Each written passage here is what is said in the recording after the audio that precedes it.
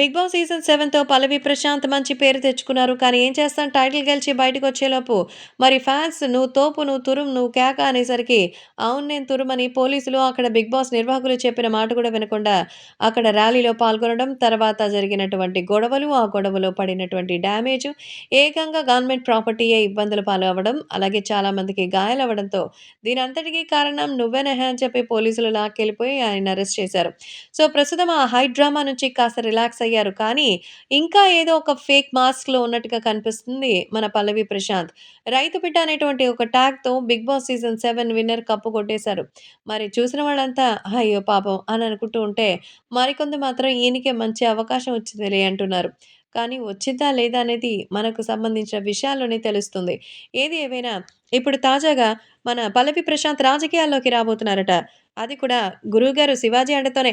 అసలు 'big boss' title గెలిచిందే ఆయన యొక్క కృపతోనంటారు. అంటే నువ్వు గెలిస్తే నేను గెలిచినట్టే.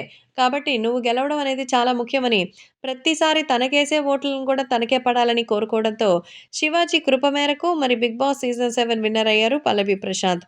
ముఖ్యంగా స్పై బ్యాచ్, స్పా బ్యాచ్‌లకి పోటీ అయితే వేరే లెవెల్‌లో ఉంది కదా! సో, తాజాగా 'బిగ్ బాస్‌లోకి' వచ్చినటువంటి ప్రశాంత్ రాజకీయాల్లోకొచ్చే అవకాశం ఉందట. సో, 'బిగ్ బాస్' హౌస్‌లో శివాజీ, పల్లవి ప్రశాంత్ యావర్ మరి స్పై బ్యాచ్‌గా ఆకట్టుకున్నారు. సో, ప్రస్తుతం వాళ్ళకి సంబంధించినటువంటి మరి 'బిగ్ బాస్‌కి' సంబంధించిన 'బీబీ' ఉత్సవంలో పాల్గొన్నాక చాలా విషయాలే వస్తోంది.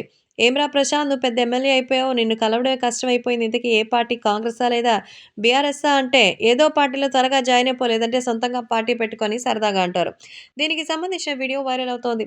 గురు శివాజీ ఏం చెప్పినా పాటించే ప్రశాంత్ ఆ దిశగా అడుగులు వేసే అవకాశమే లేకపోలేదని కామెంట్స్ వస్తోంది. మరోవైపు 'బీబీ' ఉత్సవం ఎంటర్‌టైనింగ్‌గా సాగిపోతుందని ప్రోమో చూసాక అర్థమవుతోంది.